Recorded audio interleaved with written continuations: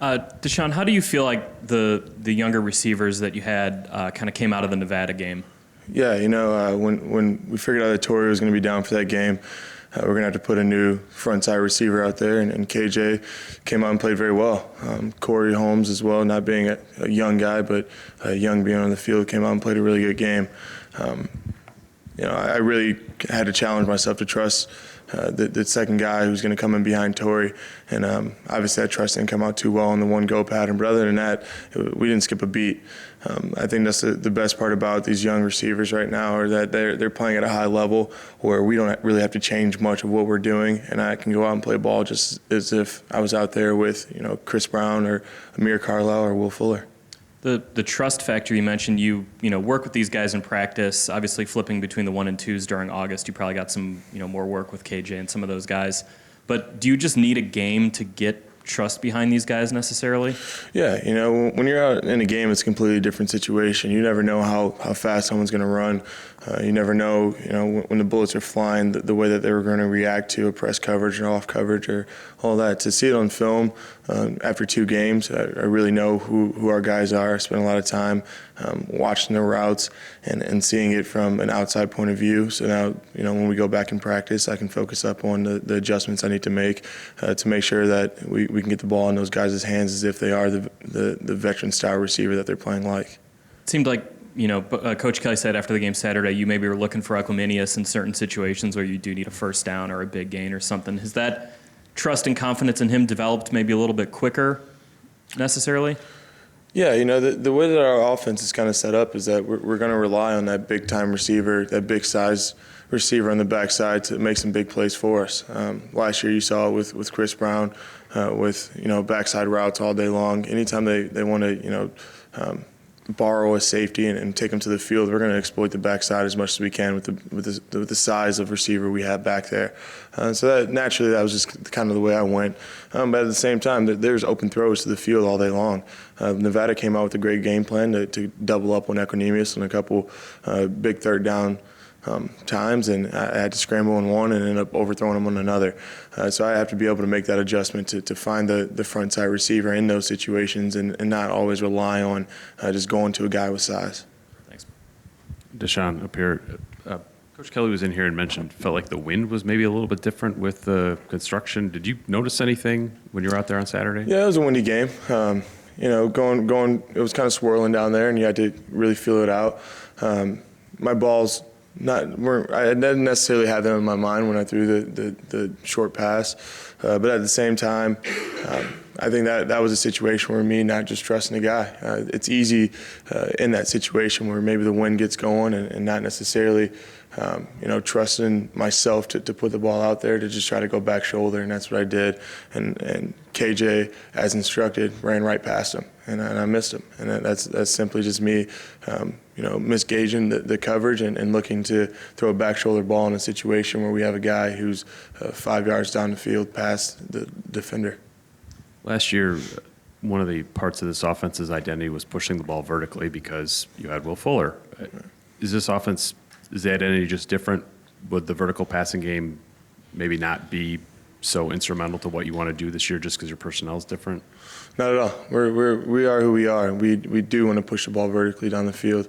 In these first 2 games, some of the coverages are going to be cloud safeties where they're going to be playing high and over the top. So we haven't had an opportunity to truly throw it down as much as we did early last year. But as the opportunities are presented to us, trust that we're going to let it fly. We have the talent and we have the speed and the size to be able to do so. So why not?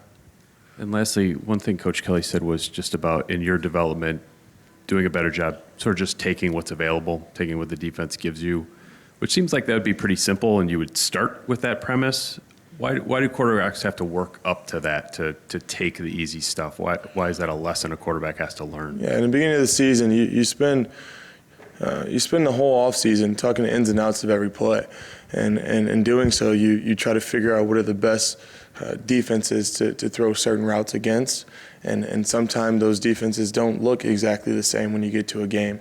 And you miss out on opportunities to throw 5-yard hitch routes that end up getting 10 yards if the corners, back off 12 yards. You miss inside slant routes against blitzes. You miss some of the small things that you don't really put the emphasis on during the offseason because you're so focused up on running the perfect play against the perfect defense at that time. And that's something that I really have to, focus up on moving forward, is if I don't know that the backside route or the front side concept isn't perfect, to be able to just take the 5-yard check down and move forward. DeShone, what does this rivalry mean to you, and I guess what have you learned about this rivalry since you've been here? Yeah, not being able to play in it and being removed from it as a player, didn't really know much about it. But the perception I have being a Midwest guy is that these are two powerhouse teams in the Midwest who are going to play inside the tackles and play you tough. Michigan State is a team that's an hour and a half away from me that was on TV every weekend, just like Notre Dame was. And I was able to learn that they're a team who's going to, be who they are and be that well. I've been watching their corners play man coverage since I think I've watched football. I've been watching their front line be big, strong guys since I've watched football. And that's exactly who they are today. And for a rivalry game against a team like that, we know that we're going to have to match their physicality and challenge those corners. If we can have our receivers go out and have the same mentality that they're just as fast and just as strong as the guy across from them, we're going to be able to maintain our integrity and our identity on offense and continue to do the things we've done against every defense we've played against. As a quarterback, when you go up against a physical defense, do you get excited, or is it, challenge-wise, how do you go approach a defense like Michigan State? You approach it the same way. This is a physical sport. They just have an identity where they're going to, get in your face and make it look a little more intimidating after the fact. They're still playing, the same structure of defense that we play against from week to week. What we do understand, though, is that when it does come time to, make some sort of contact on a tackle, that you're going to have to run your feet and get through it, because they're going to come up and they're going to gang tackle and try to stop you right at the point of contact. If we can come out and match that physicality and make some of those piles fall forward and grab that extra yard or two, then that's going to eventually lead to us having a little longer drives, a couple more first downs, and hopefully some more points on the board. Sean, CJ, who at the game ball Saturday, came in and he said he's looked to you a lot for leadership. I was just curious, obviously a young receiving core. You're not that old yourself, but how have you kind of helped these guys grow up quickly from a leadership standpoint? Yeah, I was in their situation not only a year ago, and some of the things that I experienced, I'm able to kind of share with them in a sense of the mentality that you have to have going into big games and live situations. And when you're playing against the opponents we play against and the environment that we play at here at Notre Dame, every game feels like a big game. And if you can just focus in on what you do and not try to leave that and know what your strengths are and play to your strengths, you're going to do well. And that's a message that I've continued to push towards the guys before each game, is that, as long as you buy into the game plan and execute what you're asked to do at practice all week, you're all elite athletes. You're going to make the plays. Once the ball is in your hand, it's instinctual to make that play. And that's a message that I pass on to the guys. And other than that, I think a lot of my leadership style is going to be nonverbal with some of the younger guys, just to exhibit the confidence to go out in each drive and go score points is something that they look up to. Curious, he's another Western Ohio guy. Do you know Tyler O'Connor at all? Did you ever cross paths with him? Yeah, so I played my AAU basketball when I was younger, was out of Lima. So I heard all about him, and I had a couple buddies who went to his high school. We never really crossed paths, never really met. But other than that, I knew that he played really good ball down in Lima, and that he's a stud. He's a guy who has played very well against the first opponent and is ready to take over the reins.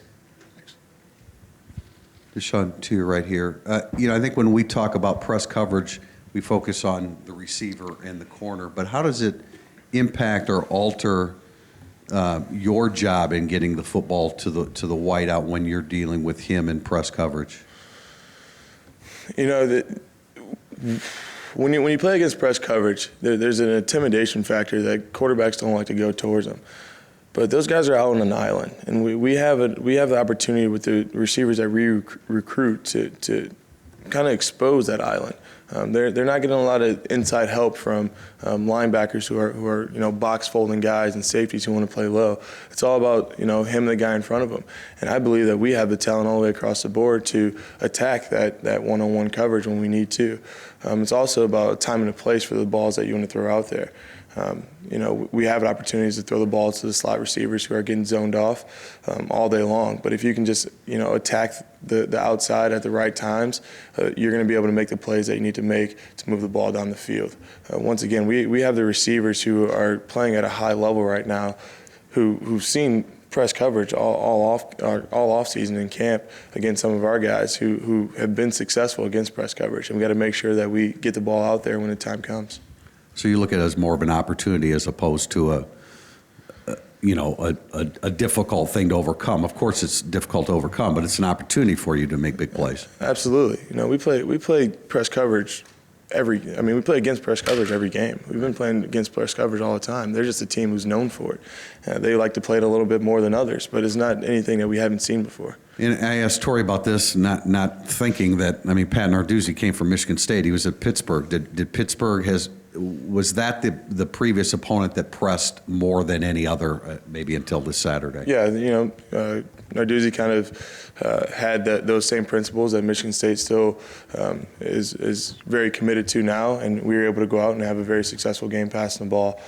So we're definitely going to evaluate that game and see what we did well against them and move forward and see what we can do against this team. At the same time, there's some principles that Pitt had within that defense that Michigan State does not have that we're going to have to be able to make adjustments for and see how they play as the game moves forward. I hear a lot of people make a comment like Michigan State ran vanilla defense against Furman. And they probably don't know whether that's accurate or not. When you look at that, were they vanilla? Do you expect them to do a little bit more? I know that they have a history of bringing their linebackers on blitzes. I don't think they did a lot of that against Furman. Yeah, Michigan State does a really good job of disguising their blitzes. They hold their shell very well, and as a quarterback, it makes it really difficult to predict where it's coming from. Where in that case, you have to be able to use different techniques throughout the game to figure out hints, and those are things that they were able to do well against Furman. That it's hard to see on film. Is to see the body language of some new guys out there and trying to determine when they're coming and when they're not. That's something that you're going to have to move forward throughout the game to understand. When you go out there from drive to drive and you start seeing these blitzes, you got to be able to recall those looks that you saw before that drive or before that specific play when they blitz, and hopefully predict when the next one's coming. Last thing, the expression "the game has slowed down." Specifically, if you could provide a couple of examples of how that applies to, I think you're about to make your 14th start. Yeah, to say the game has slowed down would be completely wrong. It's more that I've been required to speed up. For me, being more comfortable and being more confident in the pocket is what allowed me to slow down my thought process and truly trust in what I see. The more you understand the defense in front of you, the more you're going to trust in what your receiver is going to do out there to become open. To just recall the different experiences that you have from the past and allow those to fuel your confidence going forward is what allows me to kind of slow down whatever's getting thrown at me and be able to make the throw needed to complete balls and to get ourselves into the right play each play. So it's a thought process that slows down, not your actual body movement. Exactly. Right. Exactly. Thank you. DeShone up here. How nice will it be? Obviously, your younger receivers played really well on Saturday, but how nice will it be to have Torrey back, especially in a huge game like this? Yeah, we've scored 35+ points in both games without really, using Torrey the way that we can. And he's a veteran guy who is an absolute stud, who's probably going to be the fastest guy out in the field, and you don't even know it. And that's the cool thing about it is that we've had a little bit of success on offense, and we still have a lot more that we can tap into. And one thing that we are going to make sure we do, though, is although he will be back and although he will be playing at the high level that he is, as long as you distribute the ball to the right guy at the right time, everyone's going to make plays. To see Torrey get a couple more catches in this game and make the plays that a veteran is going to make, though, that's going to be nice as a quarterback to know that you have a guy who's been through all these experiences, has a couple games under his belt, has been able to make big plays in big games, to be out there with you and rely on those when the time is needed. And what do you expect the atmosphere to be like Saturday night? It's Notre Dame football. It's going to be the same way. We're going to walk out. There's going to be 100,000 people, surrounding the walkways as we walk into the stadium. The stadium's going to be packed as it has been for the last 20 plus seasons. It's going to be really loud. There's going to be some lights on. There's going to be a lot of yelling, and we're going to try to play the same football that we play anytime we play at home. Try to defend our house. Thanks. DeShone, doing a story about the history of the series. Are you aware of the 66 game 50th anniversary of the 10-10 tie? Yeah, a little bit about it. Can you imagine playing in a game that basically decides the national championship and a game ending in a tie? Yeah, I don't even know how to go about that. To play in any game that determines the national championship, put everything on the line, sort of like maybe a state championship and both teams are undefeated. That's a lot of pressure. I've been in a state championship. I've been in a couple of big games, and there's a lot of pressure on your back. But for it to end in something like a tie, it would be mind-boggling. The only thing I can recall is a local high school team in Northview who played against St. Ed's back in Ohio in hockey, in which they played a state championship, went to a countless amount of overtimes and ended in a tie in that way. And all my friends who played on that Northview hockey team still talk about it today, about how they wanted to go back and just continue to play and continue to play and continue to play. And the state deemed that it was it wasn't safe for those guys to continue to be on the ice. And to see the frustration of those guys, I can only imagine what it would be to be a national championship with a already rival in Michigan State versus Notre Dame. Thank you. DeShone, do you personally look at these types of games, knowing that it's a night game, it's on national TV, a lot of people are going to be watching, top-ranked teams in the country. Personally, do you look at it as a chance for yourself to shine and have your name out there among all the other top players around the country? No, not at all. Not at all. I look at it as an opportunity for this offense to take the things that we've learned in the last two games and put it into an environment like that. We are a team who has so much more in front of them. We're so young in the sense that we are leaving 3 touchdowns to 4 touchdowns out there in the last 2 games just based on the execution errors.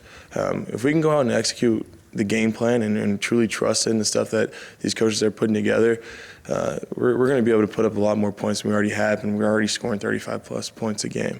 Mentally, where are you in a different place than where you were week 1, just with what was going on with the quarterback situation? Not really. I'm trying to approach practice the same way as I did when I was in a competition. I think that it bettered me to take things rep by rep and to not necessarily know if I was going to be the guy who's going to go in for the next drive. It allowed me to focus in on just executing that play and being rep focused. And being rep focused in big games like night games against Michigan State is exactly what you have to be. Things might not be going well, but you're going to be required to step out there and execute the next play. Or things might be going great, and you're still going to be required to step out there and make the next play. So my mentality before Texas is exactly my mentality now. And Malik Zaire is still out there playing great football in practice against me, and we're competing just as much as we were competing before Texas. DeShone, I'm curious, what have you seen as far as the growth of Corey Holmes from a couple of years ago to the kind of receiver he is now?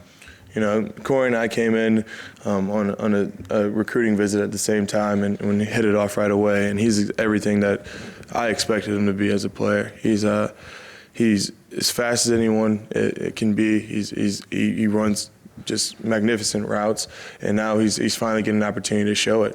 When you step in and you have guys like Torrey Hunter and Will Fuller in front of you, it's hard to maintain the confidence needed to catch balls in big situations. But he's kept his eyes on the prize and is playing good ball. I missed him on a couple free access balls in this past game, and that kind of refers back to those opportunities where I could have been just taking what the defense gave me to the front side rather than trying to go backside and throw the perfect ball against maybe a slightly double covered guy.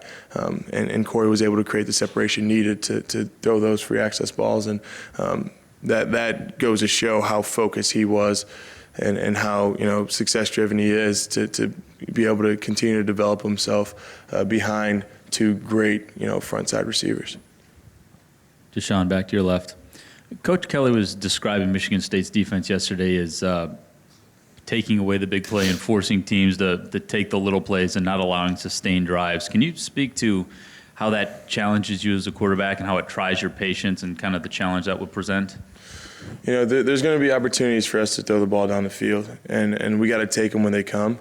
But at the same time, we're going to have to be able to put together 10 to 15 play drives against this defense. They're going to make sure that they keep everything in front of them, and that's kind of their philosophy. But with that, once again, it goes to being rep focused and to being play-by-play focused rather than looking for the big home run ball or looking for that one play that's going to give you the lead. You got to be able to focus in on understanding the play call and why it's being called in. Not every play is meant to go for 100 yards and a touchdown, but it is meant to go for 6 yards to get you in front of the sticks so you can make the next play that's supposed to go for 94 yards for a touchdown. And as long as you can focus in on that rep and executing what is in front of you and the play that's being called in and understanding why it's being called, it allows your patience to kind of settle down and not experience the anxiety that might come with playing against a team who wants to keep the ball in front of them.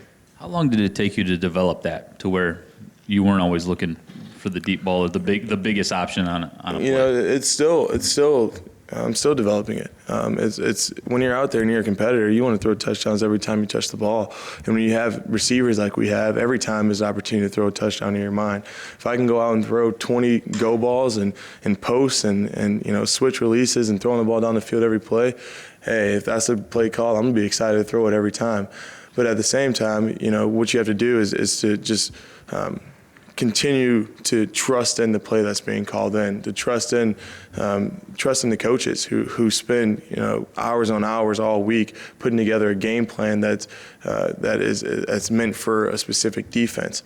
And when they get plays rolling and you understand that one play reacts off of another one, and you trust in that and you see the success that we've seen in the last year and a half, it makes it easier as a player to go out there and just play the play that's called. Cool. Thank you, everybody.